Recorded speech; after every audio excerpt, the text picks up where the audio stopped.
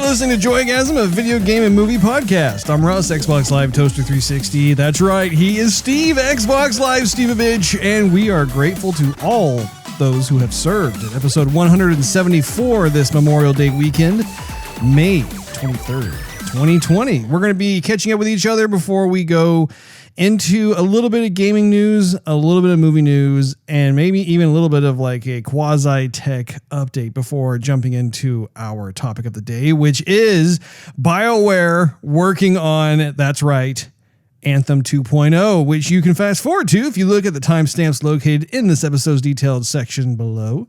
Otherwise, you just keep on eavesdropping. Steve, have you been enjoying your Memorial Day weekend so far?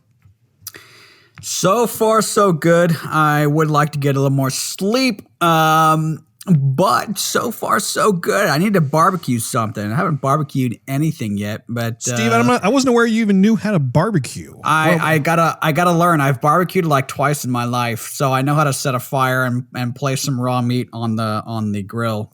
But beyond that, I know there is some peppering and marinating and flipping that has to occur.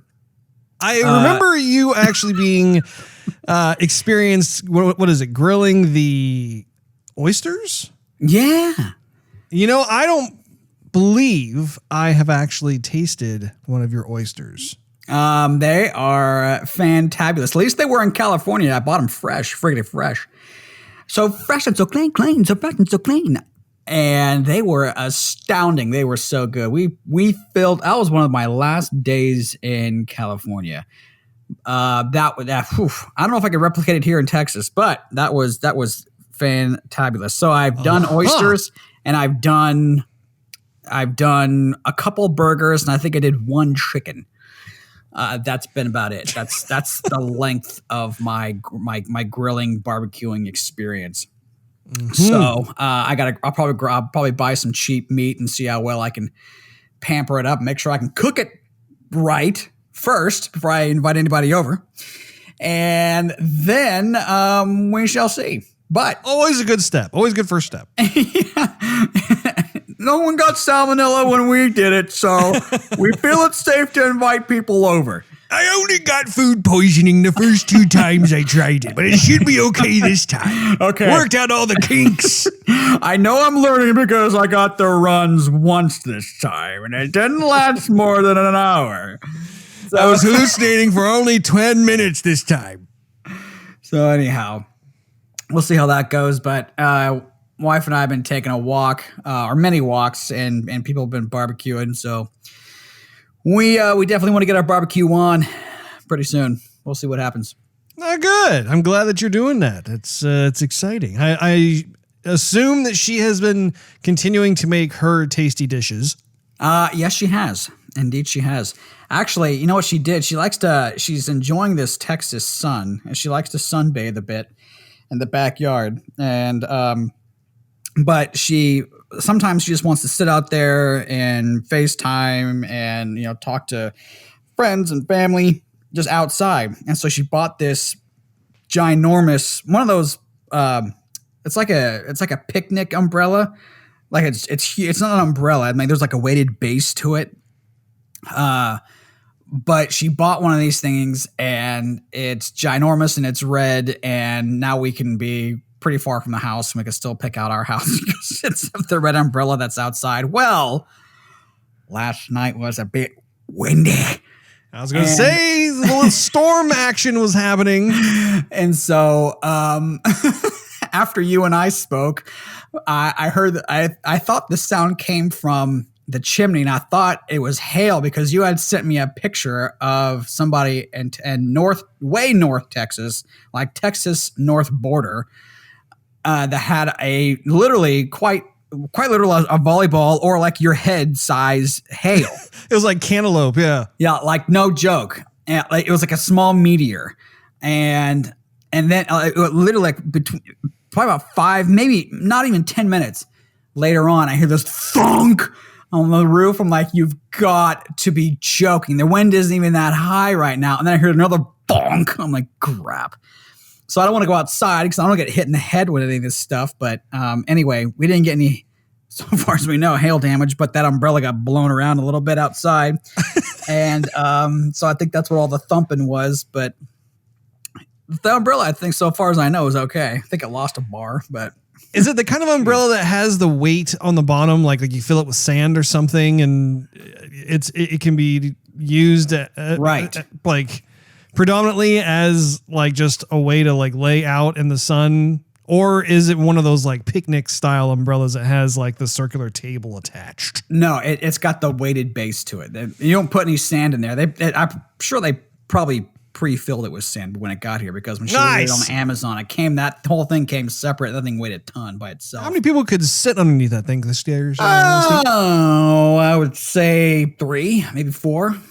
Well, that's cool. 5. Does it have white trim around the edges of this umbrella? No. It's just purely red. Yeah. Is the stem white, Steve?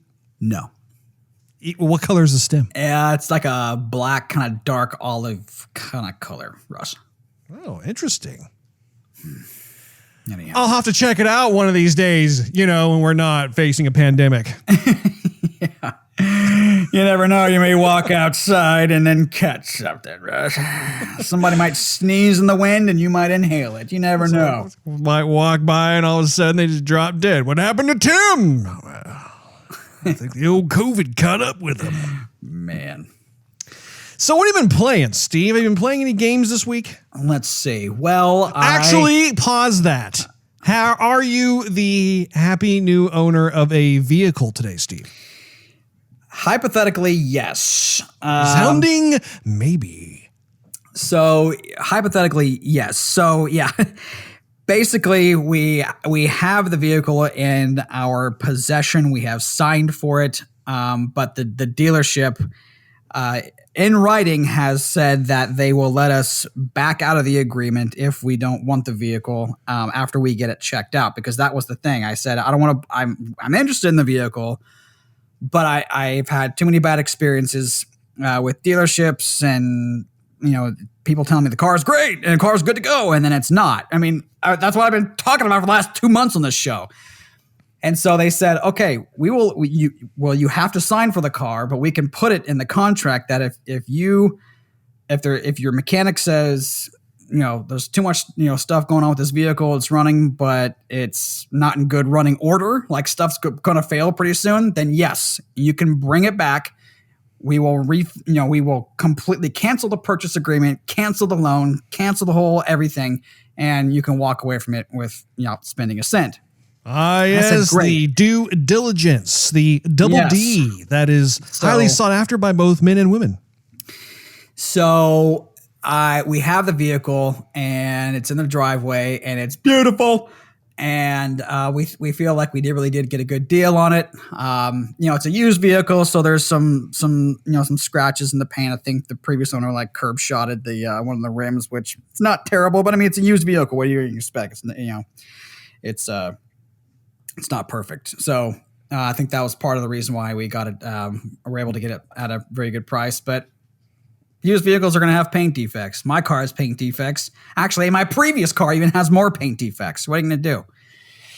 So, anyhow, even my wife's old vehicle, which is the same year as this one, has even more paint defects. So, I don't know. It is what it is. So, we paint defects aside, though, when are you guys going to, decide whether or not to commit? We will probably commit by Tuesday or Wednesday. Wednesday at the latest. I'm excited for you. But it's sitting out there in the driveway there, Russ. So I could send you a little pic. I would love to see it. Absolutely. I want to check it out. I'm sure it's just sitting there purring, winking at you through the window. Yep. So, and it is comfy. It is, and that's the main reason. We wanted to get something that was within our price range that we could pay off relatively early. We got a long loan because we intended to pay it off early. I need to be working on my credit. And so that was part of the thing too. And it smells good inside. We didn't want something where, somebody was smoking or decided to dump a gallon of, Stetson cologne or something at the back so it reeks. Right. So it smells decent. It's clean. It's comfortable. And so we're happy. Good. I'm happy for you there, Steve. So before I cut you off, what have you been playing? Right. So, been playing nothing but more God of War. And I will say, I'll tell you exactly where I'm at. I just got my knives, and my boy is now healed. He was sick there for a while, and I had to run solo. And so my boy is now healed. And I'm continuing my journey. Does that give you kind of any idea where I know exactly where you are? Yes. Am I about halfway through? Yeah, I would say so. You might be a little bit farther than halfway through, maybe more like 60 to 70% of the way through. Okay. Yeah, like I just literally got done with the ice giant that I guess his corpse is still frozen. But I remember seeing it at your house where you're like, oh man, his graphics are great. You can see every hair in his beard. I'm like, yeah, you can. And then like you can kind of see into his mouth a little bit. You're that close. That I already did that. One of the things that I'm finding is a bit difficult is I'll find like these secret areas and it says, oh yeah, you come, this place will be listed on the map. Come on back, and then I'll go to the little boat docking point of where it was listed, but I can't figure out how to get back to the secret area. So I'm like nuts. But anyhow, I can tell why this game was so popular and why it received the praise that it did.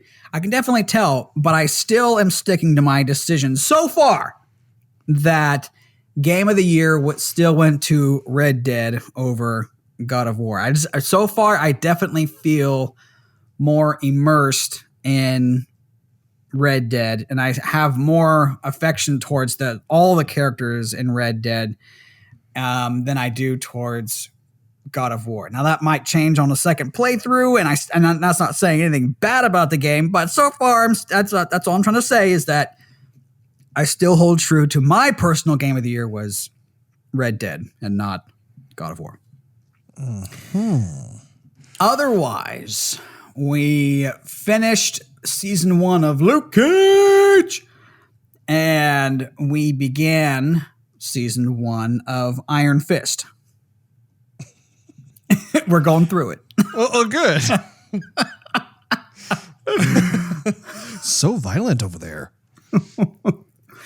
So anyway, that's what's basically going on over here, Russ. What about you? What are you been watching? What have you been playing? Well, I must say, I'm glad that you're finally getting into God of War 4 because that is a game that is not to be missed. And it actually reminds me a bit of how I want to play the New Game Plus version of that game once I actually have like a 4K TV, because when I played it, I believe I was playing on the regular PS4, and then I got the PS4 Pro, but I don't have a 4K TV, and I definitely want to be able to go through that. And I think they've actually added some cool armor and stuff that you can earn if you beat the game a second time or something like that. But my goodness, that was such a triumph of a game. And I agree with you. I think that Red Dead Redemption 2 still holds, in my mind at least, Game of the Year of 2018.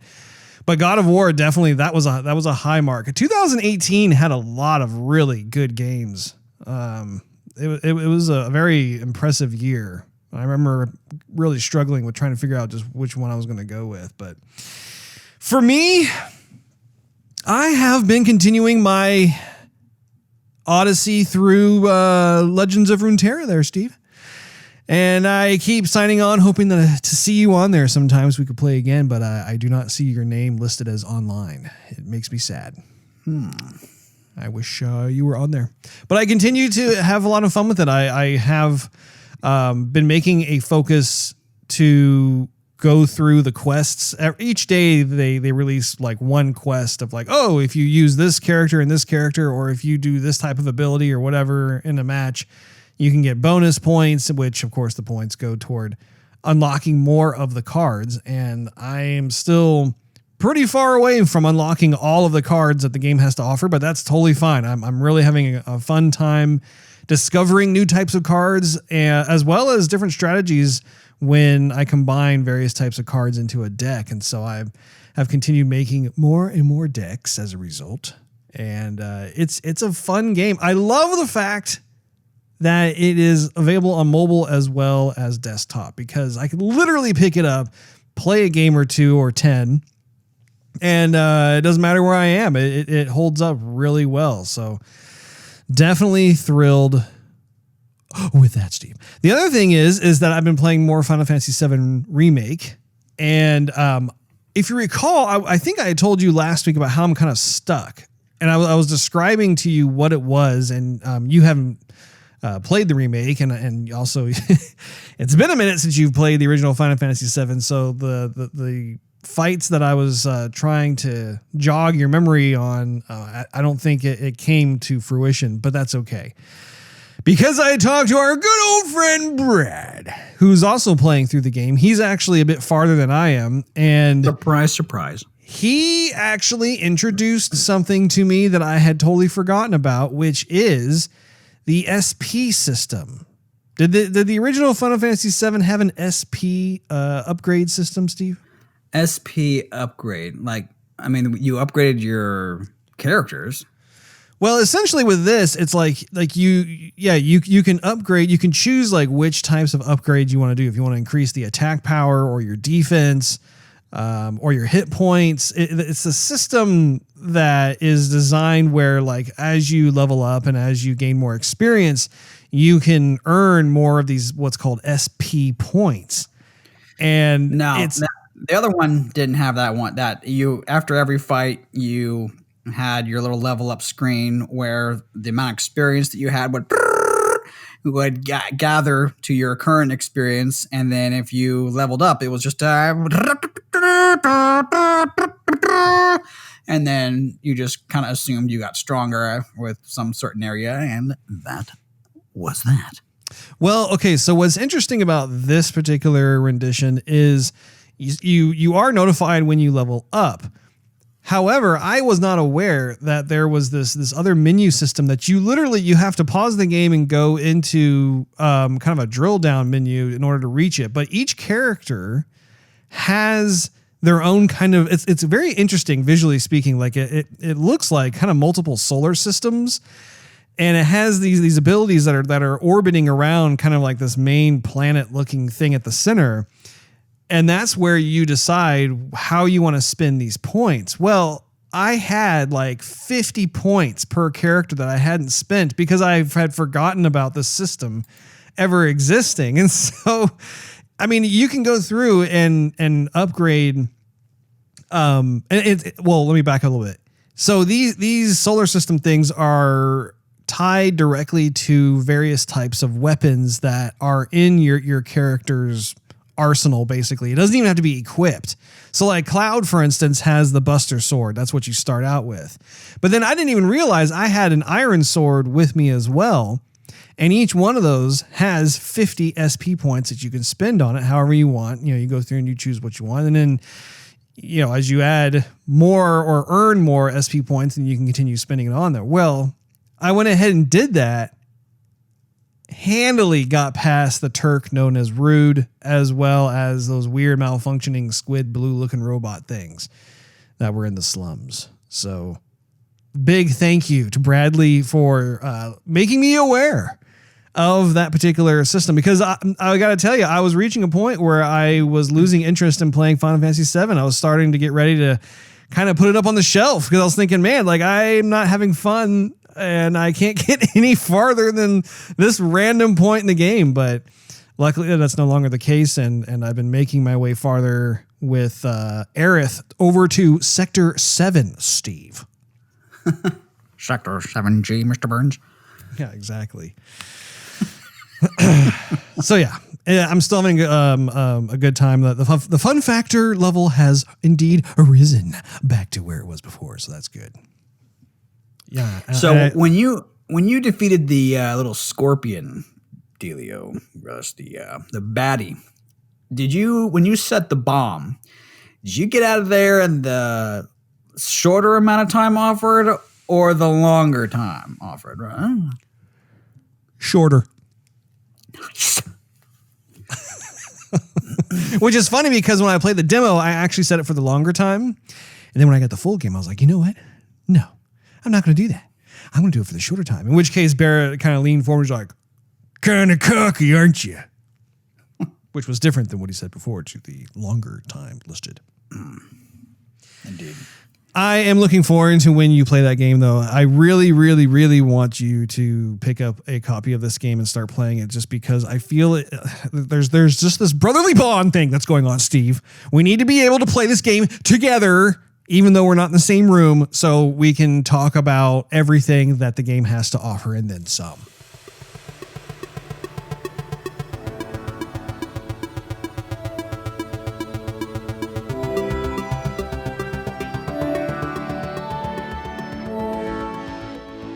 Well, let's segue over into some gaming and movie news, as well as tech news. For the gaming news, we have one particular story.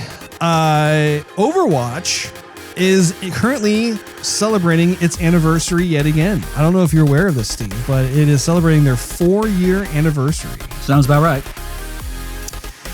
Lots of new skins to collect. I happened to load it up the other day just to take a little gander, and they've got a whole slew of different cool-looking skins, which, I mean, at this point is no surprise. It's their art department and their character department are just on fire. It's amazing how they have continued to make skin after skin over the course of 4 years with, I don't even know, how many characters are there in their roster now? Is it like 32 or something? Yeah, I was going to say like maybe 34.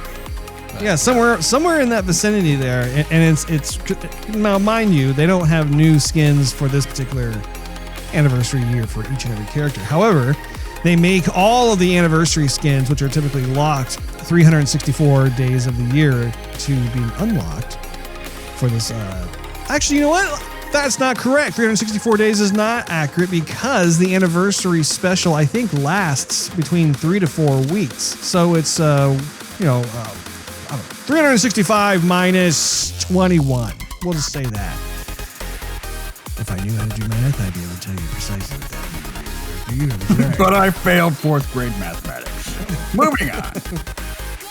They also have timed loot events. I don't recall this, Steve. Maybe you have, but when I signed in, they actually granted me a legendary loot box. Have you seen that before? I want to say yes. I think they did. Maybe it is an anniversary thing, but I remember sometimes when I hadn't played Overwatch in a while, I would sign in and they would just grant me a loot box for no apparent reason. I don't know if there was a legendary loot box, but I would sign into the game, and before I hit quick play or anything else, it would just throw me a loot box. So yeah, I know. I've seen the whole like regular loot box, like, oh hey, here you go, here, have some loot box action on us. It's like, oh hey, thanks, that's nice. This one though, in particular, it is a legendary loot box. So I opened that sucker up after looking at all the new skins, and I actually scored 2 of the legendary skins that I was hoping to own. One of which, it shows Ash as Little Red Riding Hood and Bob as the big bad wolf dressed in grandmother's moo-moo, which is awesome. It's really cool. And even Bob's mechanical face and hands and feet, they've all been updated and changed to look like a wolf, like kind of like a cyborg wolf. So I was really thrilled to get that skin. I can't remember what the other one was off the top of my head that I did receive, but I would definitely encourage you to sign in just to be able to unlock that loot box and open that sucker up and see what you get. Because I think it will be active for at least 3 weeks. And they have special events too. Like each week, if you like, I don't know, win 9 different matches, they actually have a legendary skin for Widowmaker that I believe will be, I think it's activated. It's either next week or this week. I can't remember which week it is, but it's actually it's a pretty cool. Has almost kind of like a New Orleans Saints kind of. Not the football team, but like just it has that New Orleans-y kind of look to the textures and the colors and stuff to it, which I think is pretty slick. But anyway, as long as you win 9 matches during that time frame, you can also unlock that particular legendary skin, which I think is pretty slick. I like the idea of how they are branching out in different ways as opposed to having to save up 3,000 credits in order to buy just one legendary skin. So we may have to, I don't know, give that a little run for its money, considering that we haven't been very active in that area there. If you're interested in the future, Steve. I would be interested in some. What was it? Capture the Flag? I'd be interested in some Capture the Flag, Russ. As I'd be interested in some Mayhem, I think. Those would be the two little modes I'd be interested in. And if it came with a loot box, then, so be it. But I think they need to bring out those two modes. And that would be like more, a little more charmed to come back. Mm-hmm. Apparently, they also moved Quick Play into the, I don't know if you call it the arcade section or whatever, but they, if you're kind of yearning for more of that old school Overwatch experience, you can actually go in there. And I think that's where you can actually have like the entire character roster at your disposal to choose from, as opposed to the new model that they're doing. So I was not aware of that until I was looking into it. I was like, oh, well, good. I'm glad they didn't do away with it entirely. It's probably been available for like 3 months. I know. I haven't been playing the game, so it's like, it's probably one of those situations where I'm like, hey, look, we landed on the moon. And people are like, yeah, nothing wrong with that. Going over into movie news, there is a story about how Justice League Snyder Cut has been confirmed for HBO Max, being released in 2021 after months and even years of campaigning by fans, stars, and Zack Snyder himself. The director of Man of Steel confirmed the Snyder Cut of Justice League will officially be released. And I'm sure you've seen the hashtag that's been prominently online, the whole release the Snyder Cut hashtag. I don't think I've seen it, right? Really? Well, in a lot of the different threads and forums and stuff like that, I've seen it on Twitter, that sort of thing, the whole hashtag release the Snyder Cut. It became a popular hashtag on social media. But I have a quote. It says, I want to thank HBO Max and Warner Brothers for this brave gesture of supporting artists and allowing their true visions to be realized. Also, a special thank you to all of those involved in the Snyder Cut movement for making this a reality, which, of course, was said but none other by Snyder in a statement alongside the announcement.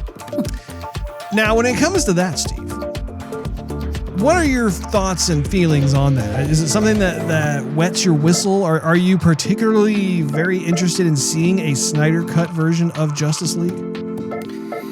No. I'm not. And why not? Well, the Justice League just really didn't interest me a whole lot. When I remember seeing it in the theater, I was like, great, this is fine, but I had no desire to see it a second time. And usually, at least with the cuts that I have seen, yes, it is better, but it's not a night and day difference. So it might put a point or two back into how I feel the movie on the scoreboard, but by and large, I don't think it's going to make that much of a difference that I want to sit through the entire film again. It just didn't do much for me. I tend to agree with you, because thinking back to the movie, the movie wasn't bad. I thought it was okay. I do think, though, that the movie actually benefited from Joss Whedon taking over halfway through production. Because if you recall, Zack Snyder actually had to back out midway through because of family emergency. Right. And so Joss Whedon came in, and so the narrative does have a bit of a change up to it in terms of the overall persona of the film. But I think that's actually a really good thing, because once again, Joss Whedon was the one who made the Avengers movie. So he clearly knows how to make action teen movies. And I'm not exactly sure what the Snyder Cut will involve, but I don't know. If his previous efforts are any indicator, I would say there is probably a lot more visual spectacle, but not a whole lot of additional narrative substance. That's kind of his MO on the whole thing. But The other problem too is that the villain from the Justice League movie was pretty subpar. He really wasn't all that interesting, and so. But I gotta say, seeing Gal Gadot as Wonder Woman, as well as Jason Momoa as Aquaman, that was a lot of fun, and even the gentleman who played the Flash, I can't remember his name off the top of my head. Do you remember his name, Steve? I don't, Russ, but he did a good job too. He did a good job. Well, and we can't forget about Henry Cavill. Love me some Henry Cavill as Man of Steel. Right. And who is no longer the Man of Steel.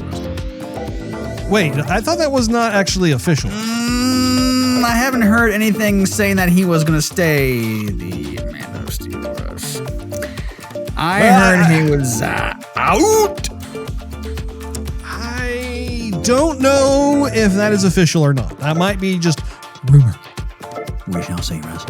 But I think that was one of the reasons why he picked up playing The Witcher, was because Man of Steel was put on hold.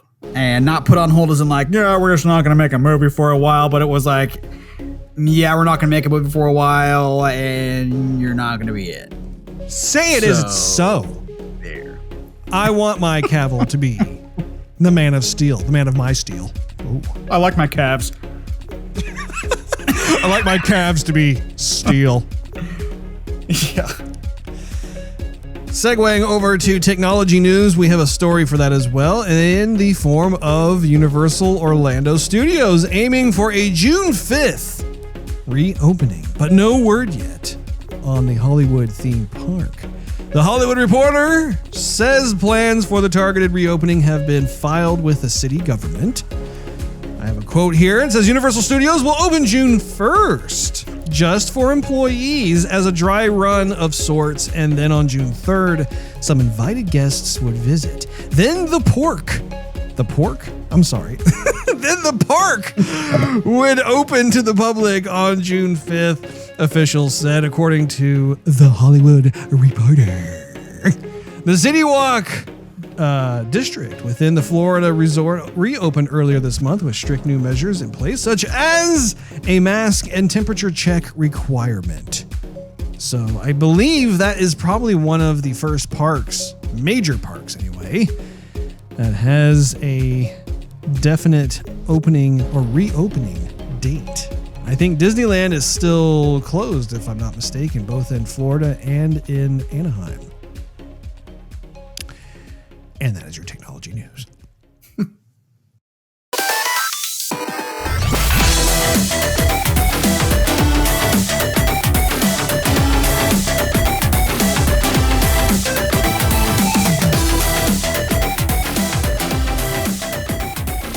Oh, well, apply that second coat of paint on your javelin. It's time for the topic of the day.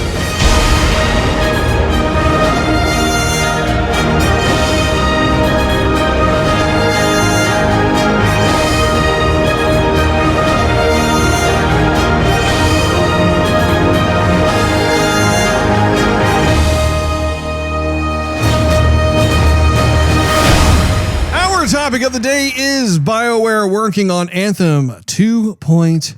Oh. The original title promised next-gen graphics, an immersive new world, and a fresh approach just to like NPC. The first one. What? No, I'm talking about the first one. Are you listening to me? Yeah, okay.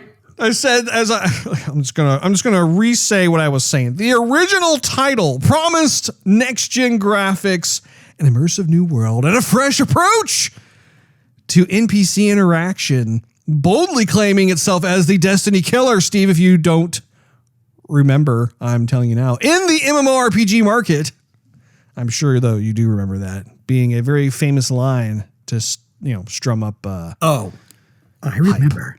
Russ, I remember. Instead, the graphics got watered down. The new world was half-baked and plagued with horrid loading times. The novel approach to NPC interaction was gutted. And Destiny continues to this day its resilient success in the MMORPG market despite its own issues. However, Steve, not all hope is lost. Bioware has issued an update on the state of Anthem, noting that the revamp is still in the incubation period and that the creation of a new version of the game will be a, quote, longer process. Project lead Christian Daly outlined the current state of Anthem 2.0 on the Bioware blog, saying the team is committed to the project. The team working on the update consists of a 30-person team, which is quite smaller compared to what they were working with before, but not terrible. It's not terrible. Not terrible. You know, better than having like 2 people on it or no people at all. Hey, that one guy was making that game in the beginning of the Xbox presentation. That was only one dude. So if one dude can do that, 30 people, hey, you know, it's possible. I'm not losing hope. In his own words, Daly described the incubation phase as a prototyping period. Quote, we are starting to validate our design hypothesis. It goes on to say, we are going back and experimenting prototyping to improve on the areas where we believe we fell short and to leverage everything that you love currently about Anthem. According to Daly, the nature of this approach means Anthem 2.0 will, quote, be a longer process, as mentioned earlier. So don't expect the new version of the game to arrive anytime soon. There's another quote that says the team is small, but the whole point of this is to take our time and go back to the drawing board. A small team gives us the agility. A larger one can't. What? I'm sorry. Let me go back to that quote. A small team gives us the agility a larger one can't afford. End quote. That's what it was there. So Anthem's overhaul was announced in February, if you recall, Steve. Because this is not necessarily a new announcement. This is more of a follow-up with BioWare General Manager Casey Hudson admitting that the game, if you recall, quote, needs a more satisfying loot experience, better long-term progression, and a more fulfilling in-game. So anyway, what's interesting about this particular blog post that they made on the BioWare blog is it's pretty evident that they are revving up their social media relationship campaign using transparency as their vehicle to try and drum up interest, I guess you could say, with the fans who have long left the game for months by now, if not a year at least. Yeah. So I thought it would be interesting looking at this to talk to you about what we want to see done in Anthem 2.0, because I actually put the game in for just a bit, just to refresh my memory as to what the game is like. And, you know, what's interesting to me is the fact that the actual gameplay combat mechanics are really solid. It's a really fun game to be able to fly around, be able to have the different attack classes. Even the designs of the javelin suits is really well done. So to me, I'm actually really glad that they haven't given up on it. I think that it is a classic case of how EA as their publisher were the ones who really got in the way of things when they were developing this game in the first place. And now it seems as though since Anthem has come and gone and EA has a new shiny object that they're currently focused on, that I think BioWare maybe has the budget and the personnel to be able to revisit it. What do you think? Yeah, I think that the first game was, or not really was, but ended up being a trial run for what it should have been. I think that when they talked about ideas that they wanted to implement into the game, there were too many people involved, too many different studios, and no one can, everyone was trying to, I shouldn't say everyone, but there's too many like side steps and too many pissing contests of who wants to do what and scrap what idea and this idea's work and this is better and that's better and whatever. And the developers' morale, was just shut out the window. So then no one wanted to work on the game. And then what we had at the end was just a slop fest that was fun for about 3 days.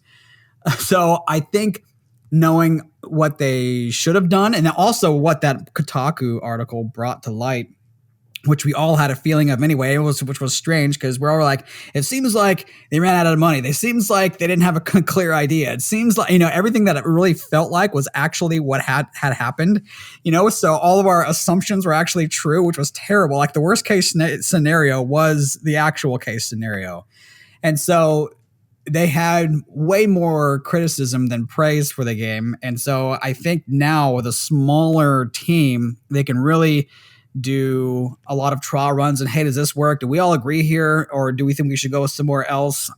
Or should we get another opinion on this? I think a smaller team is the better team. And instead of dividing up between multiple different studios and trying to get too many opinions, I think having a smaller, concise team was actually going to be more efficient and effective.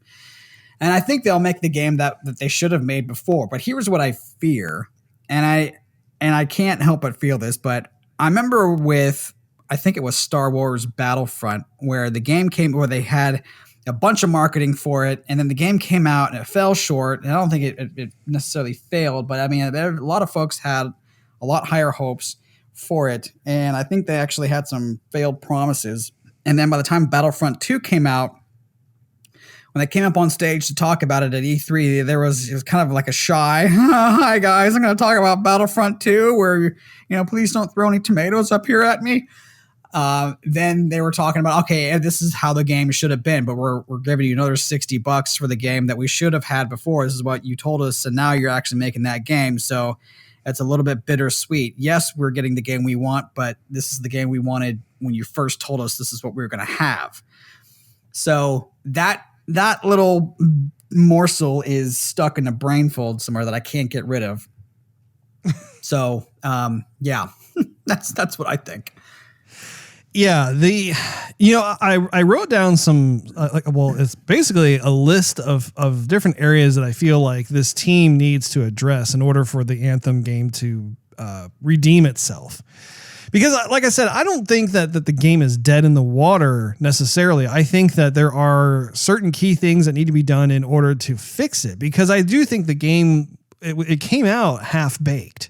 If you recall, like EA just really put the pressure on Bioware to have it come out in order to make their stockholders happy. So, the first thing on my list I was writing down on here is I want to have an engaging story that is worthy of the Bioware we knew and loved from the old days. Bioware is one of those studios that has this amazing pedigree behind it, where they had these completely engrossing, rich, long-term stories that when you would play, it didn't matter what game you were playing, if it was Mass Effect or Jaded Empire or Dragon Age, they had a lot of different types of titles, even the Star Wars KOTOR stuff that they did early on. And I'm really shocked that they deviated from that. And instead, what they ended up doing, I don't even think they even had a plan to really support that necessarily. But then I think that toward the end, when they were getting close to release, that they realized they had messed up just due to the fan outcry. And so then they haphazardly put something together that actually was grounds for a decent outline of a story, but didn't actually have meat and potatoes of the story. What do you think about that, Steve? No, that's where I would have started too, because the story was the first thing that we raised an eyebrow over when they were talking about it on different panels. They were really propping it up like it was going to be something, something real deep. And we're going, well, that is, I'm trying to follow along with what you're saying, but I don't have a freaking clue what you're talking about and who's this and who's that. And they were trying to build some lore, and I'm like, who's who and what's happening, and hey, this is shiny and cool over here, let's focus on that. But they were trying to bring you back in the story, and then when the game launched, I mean, the story was just as convoluted as they were trying to make, as how it sounded. And so yeah, a story would definitely work in their favor, something much deeper than what we have, because by the end of the game, even from the middle, or even I should even just say a quarter into the game, I could care less about anybody. My character, sure. The main character, the enemy, I really didn't care. by and large, I liked flying around and shooting stuff, but that's the high and short of it. So would I love to have a better story and have, eat some popcorn while I'm, playing and building up my character? Abso-friggin-lutely. And if you need to take a little more time to develop that story, please do that. I mean, no one wants a rush story in a rushed game. So yes, point number 1, story, check it off the box there, Russ. Well, and I think too, when it came to the story itself, they had the kind of like, oh, this is what happened before our time, where they had this epic battle against the wall and that sort of thing, which I felt like I was left out in. Like, to be honest, like you were watching the cut scenes where you had this huge battle of like this other army that was taking place. They were trying to breach into the fort, and I don't know, like that just really seemed like a wasted opportunity for us to actually live through that experience. And then not only that, but then the main villain who they had, who actually I found to be kind of interesting as a villain, we end up killing him off much too soon. And so then there's no kind of antagonist to really define like what kind of threat is going on out there, which I think is also a big problem. But I do think too that there wasn't enough emphasis placed on the idea that you had some sort of like crazy beings that actually created this world and left it before they were finished completing it, and how they had these generators that were there that was able to generate life as well as different parts of the world and that sort of thing. It just, once again, it was more of a facade, but nothing that actually created long-lasting purpose. So, another thing I listed was that, I want, for version 2.0, I'd like for them to explore the friendships and create new ones, but continue to stay away from the romantic relationships. Cause I do think that was, a plus in the original game, was that they didn't go down this path of the obligatory romantic relationship thing, because I really feel like BioWare was starting to abuse that a bit and focus on that too much, as opposed to having really great gameplay in other games like the Mass Effect franchise, for instance. So I remember playing through the original Anthem game, and I think it was like the very last part of the game where I was finally starting to click. And I'm noticing there's kind of a trend with this, because even in the Star Wars game that we were playing recently, I had the same problem where it got to like the last 20% of the game where I finally started to feel like I was bonding with my crew on the ship, but then the game ended prematurely, and I was like, oh, okay, well, that's unfortunate, because I was really starting to get invested. Did you have that feeling? Yeah, I did, but I think it would be beneficial to not only just go with the characters that they give you, but I think they actually had some promises of where you would be able to visit other like civilizations within this world and make other alliances, and not just keep on coming back to the same, small world with the little fountain and a couple people in the bar and, whatever. So, I mean, with that, I would like a much bigger map of different places that I could, set up camp in a way, or call home, or, just visit, shop, upgrade, craft, exchange stuff, for that I found for other parts or money, instead of coming back to the same old place. It just makes it feel more confined in a smaller world the way they had it. It didn't feel like we could get out there and stretch our wings. No pun intended. Right. Indeed. So do you remember, well, actually, let me ask you this. Do you know what I was referring to when I was talking about, the NPC interactions? Yes.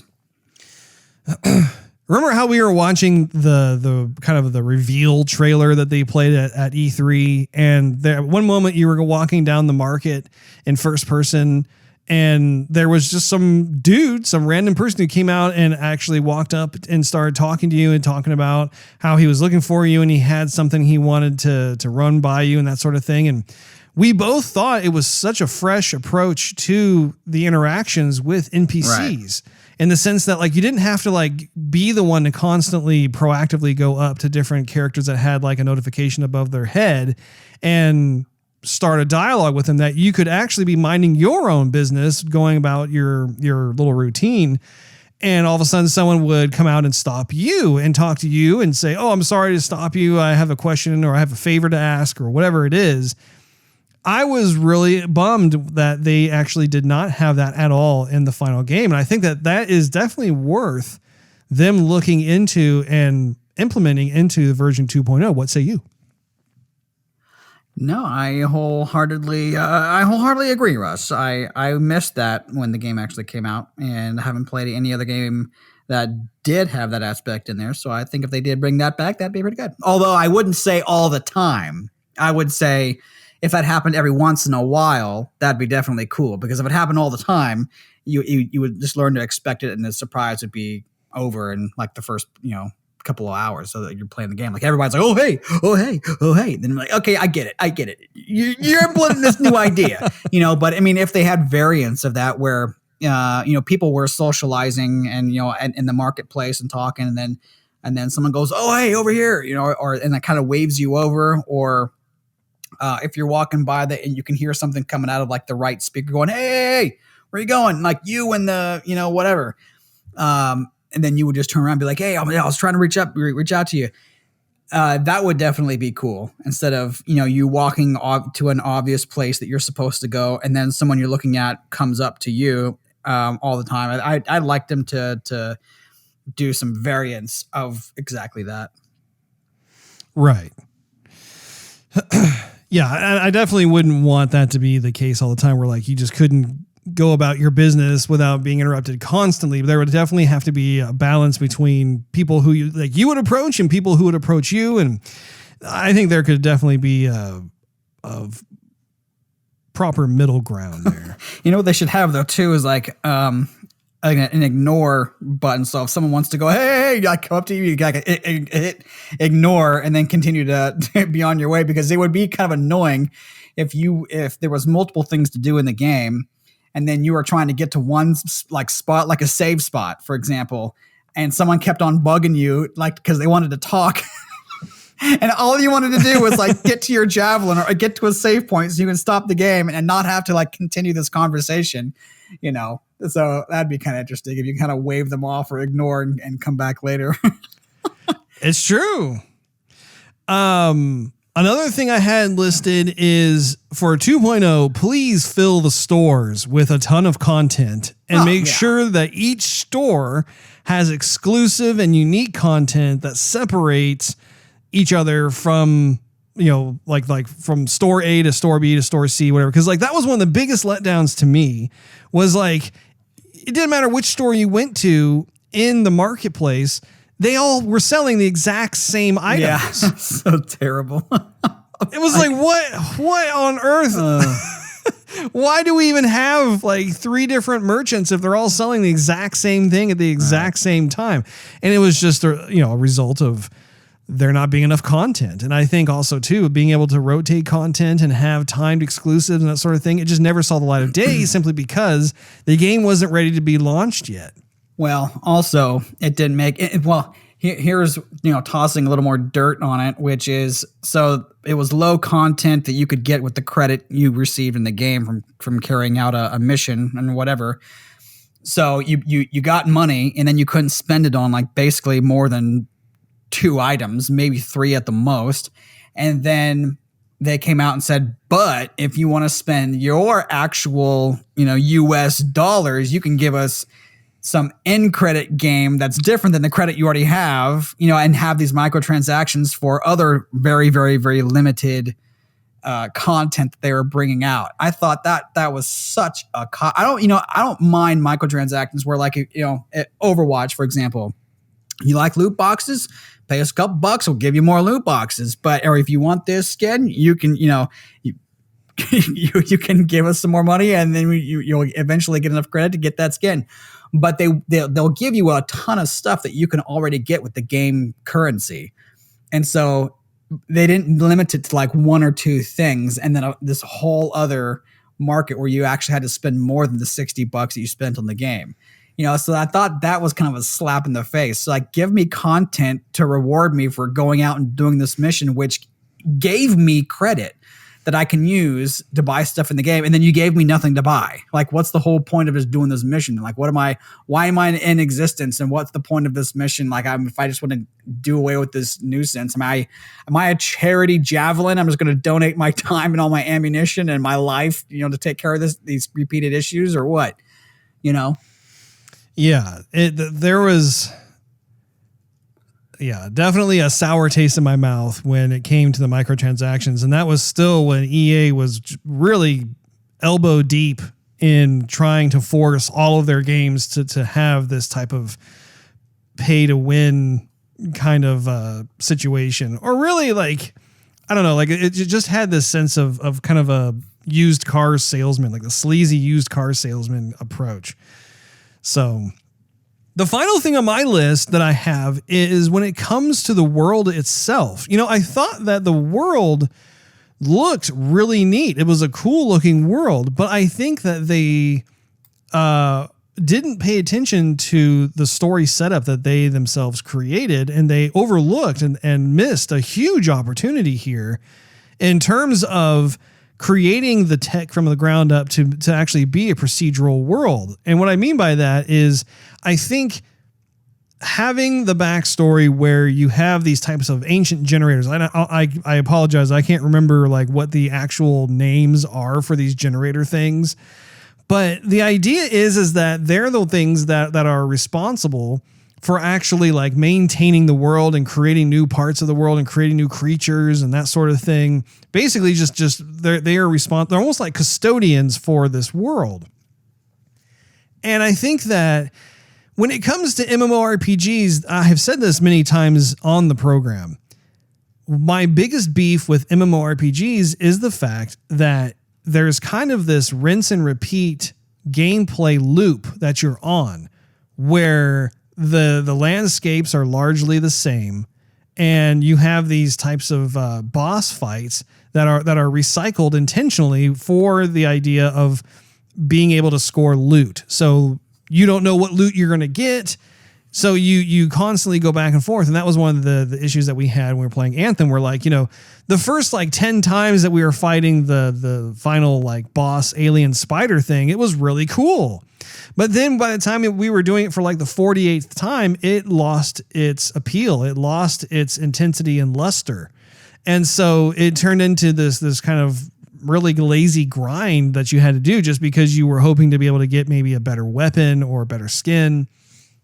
So I think when it comes to this, there needs to be, and it's not just for the folks at Bioware. I really do think that in terms of a next-gen MMORPG, they have to be able to come up with a way for the environments themselves to be procedural, in the sense that every time that you leave the fort, let's just say Anthem, for example, that the terrain itself, like the world map is different. The placement of the mountains is different. The placement of the rivers and the valleys are different. Where the foliage, the trees, all the creatures and stuff, where they're actually spawned is different every single time. So that way it's a new experience. You feel lost every time you go, and that's what creates adventure. That's what creates the excitement of going out there every single time, because you never know what you're going to get. And I think when it comes to the creatures as well, they should come up with some sort of way. And we've seen this done in previous titles. Like when I think of Halo, for example, I think they started this, is either Halo 3 or Halo Reach, but they started doing this thing with multiplayer where you could buy, or not necessarily buy, but you could earn different types of armor components, whether they were helmets or gauntlets or backpacks or whatever it is. Like you had all the different components that made up a Master Chief, right? And you could customize that however you wanted. You could cross-pollinate armor from like a scout trooper, as well as like something else entirely. I don't remember all the different, classes of Spartan, but the point is that you can mix and match, and everybody had their own type of look. I'm saying take that one step further when it comes to all the creatures and enemies of the world. So that way you can say, oh, these generators are acting as gateways, which actually happened one time in the story itself. If you recall, like you came upon one of those generators and it was like some sort of weird space monkey gorilla thing that you had to fight. Remember that? Yeah. Yeah. And I think that would have been amazing, because what we have currently is you have like a bunch of empty spaces with like torches that are lit, and you have some like little piddly little militia pirate people Fighters, that are running around, but that's it. Like you don't have like these exotic, crazy, threatening creatures and stuff that are just kind of living in the world in their own kind of habitat. In fact, if you recall, when we watched that reveal trailer at E3, they really pushed that notion that you could be going through, maybe going on a mission to find something, and you'd be seeing a lot of the wildlife just doing their thing. You could choose to engage with it or not. I think it was a much more live, organic, lived in kind of feel. And I think that's one of the big things that this group of 30 people are going to need to look at.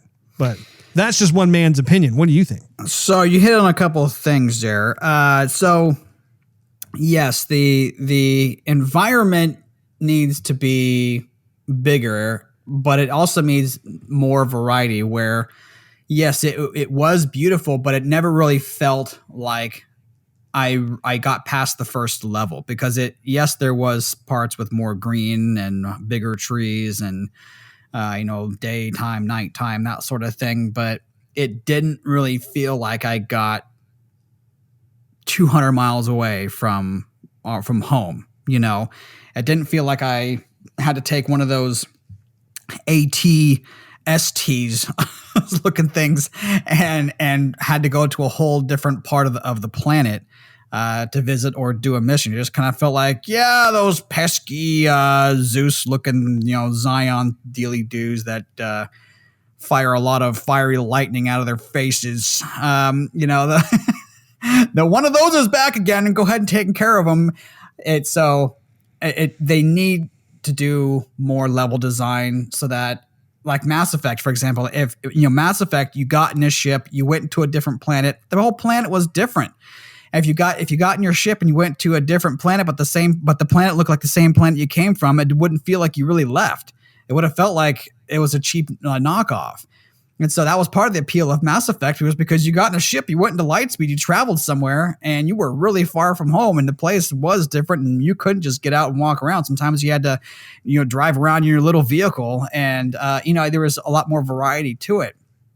So yes, it feels like with the progression, they need some different level design, and if it doesn't have to necessarily be something entirely different, but I need to get away from this rainforest that looks like the first level to feel like I'm actually progressing through the game. True. And yeah, sometimes there was these, side little tidbits where you went underground for a little bit or you went underwater, but those were like very few and far between and short lived. And after that, it was kind of back to the business as usual.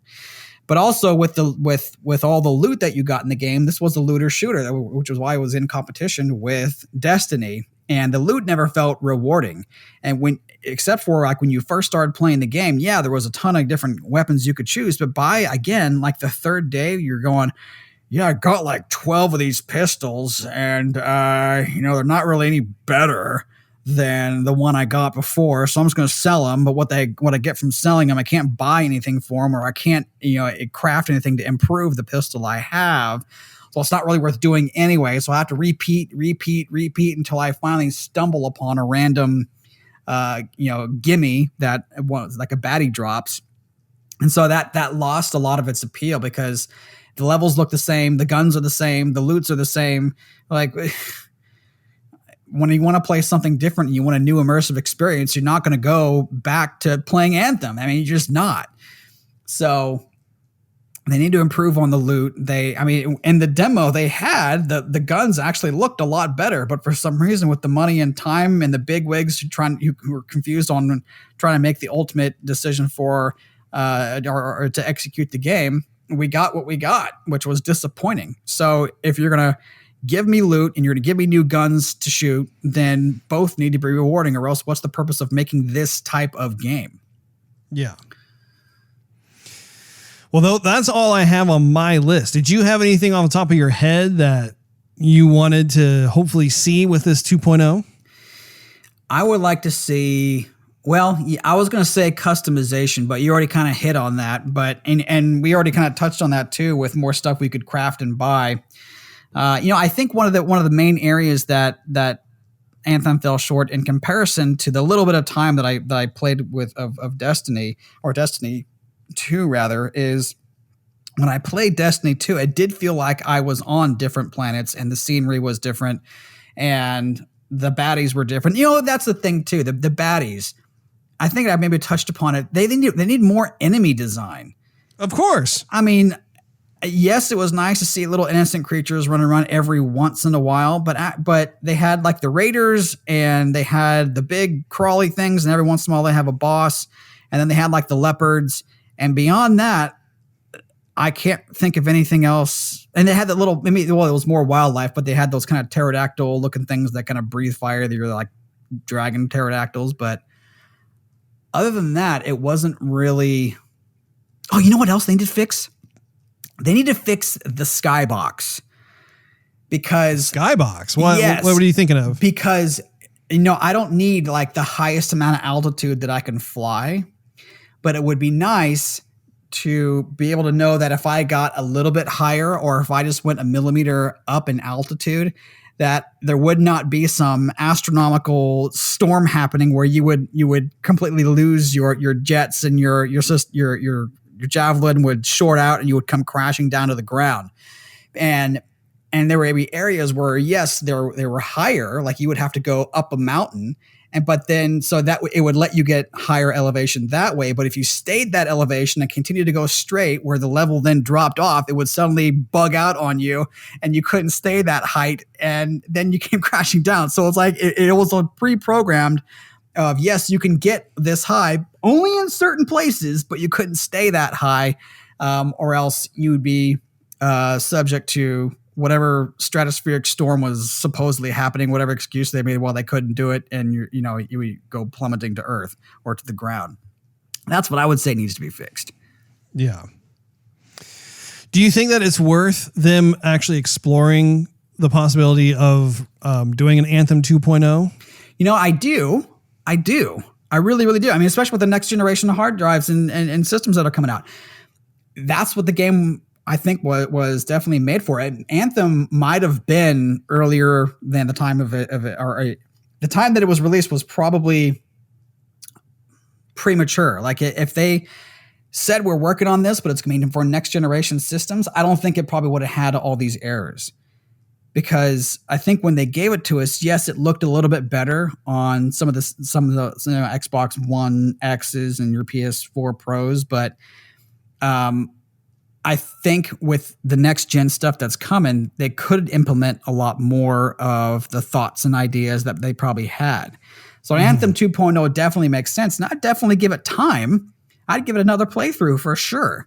But I just don't want it to be another Star Wars Battlefront 2 where they go, okay, well, yeah, those ideas didn't work. We're sorry about that. So this is how we're going to try and get another $60 out of people, but it's going to be the same game anyway. I think actually Destiny 2 started hitting on those again, because I remember the community saying, hey, you were supposed to fix all this stuff, and thanks for bringing out another Destiny game, but the stuff we don't like about the first game is still in, that we complained about with the first game, is still in the second game. And they just went with it. Yeah, Destiny 2 is very interesting to me in the sense that the fans have largely stuck by it despite the very long list of shortcomings and flaws and issues and complaints. It's really, I don't know, I find it very interesting, which is definitely not the case with Anthem. I think with Destiny, the first Destiny game was enjoyed quite a bit by its fan base.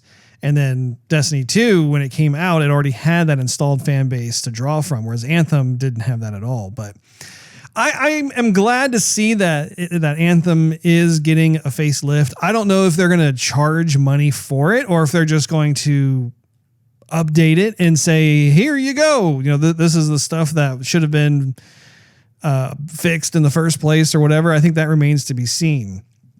I do think it's interesting, though, that you bring up Star Wars Battlefront, just because that is yet another EA title. Like, EA has had this string of games where, for whatever reason, their executive board really applies the pressure to try and get these games out before they're actually ready. And I think that goes a long way with Anthem, in the sense that Anthem as an idea is really cool. But I think that the bigwigs need to get out of the way and let these studios be able to fully bake their ideas, like be able to work in the proverbial digital kitchen and come up with recipes that will in fact generate long-term revenue for EA. And so I don't know, it's pretty interesting how this journey has been so far for the game. I will tell you that when I popped in there really quickly, there are still other players that are playing the game. So it does have people who enjoy the world itself. And I'm here to tell you that, I mean, for one, I want to enjoy the world. I really want to be one of those people that look forward to going in and playing the game. Because even when you and Nick and I would go in and go on some of the adventures and hunts and stuff like that, I thought it was a lot of fun. I had a lot of fun playing alongside you guys. I just think that there simply wasn't enough content. And I think that this is the same kind of issue that Sea of Thieves has, where Sea of Thieves was intentionally released when it was like 50% complete. Like, they had solidified the basic game core mechanics, but they didn't actually flesh the world out. And it's been kind of this funky, weird relationship I've had with that game, where I'll occasionally like go in and see what all they've done that's new. And you can tell that the world does feel a little more fleshed out over time. But at the same time, like, my interest level was waning. Like if you were to look at like a stock chart style visual, it's like you could see two lines that are being charted. One is the amount of content that's being added, which is going up, but then there's like an X pattern that's being created by this other line that represents my interest level as it's going down. That's totally true. That's totally true. And then when they would bring out new content, we'd go, oh, okay, yeah, let's go back to Sea of Thieves to see what it was. And they like the whole those volcano-y islands, but once we saw it, and the game was still the same of, basically digging up treasure and getting skulls and treasure chests and or getting some animals to bring back to trade in for cash. Like, the game was still the same. And once we saw the volcano islands, that was it. And so they spent all this time to prepare a part of the map that was pretty good for a couple of days maybe, and then where our interest was back down to where it was again, because it was still the same game. Versus if they had it out in the beginning, then it would be like, oh, we haven't even explored this area of the map. Let's go over here, Yeah. Yeah, definitely. I think that the best way to move forward, in my opinion, when it comes to a game like this, and especially with the whole software as a service mindset, you have to have the game be 100% complete first. And then when you want to flesh out and continue supporting the game moving forward using DLC content and DLC packs, that's how you go about doing it. Because any game that I can think of where the game was fully fleshed out and they continued to have DLC packs just, annually come out, or, whatever, like just in support, you had tremendous support from the fan base who would instantly buy that additional pack or content or whatever it is, apply it, and then it just acted as a way to enrich the world.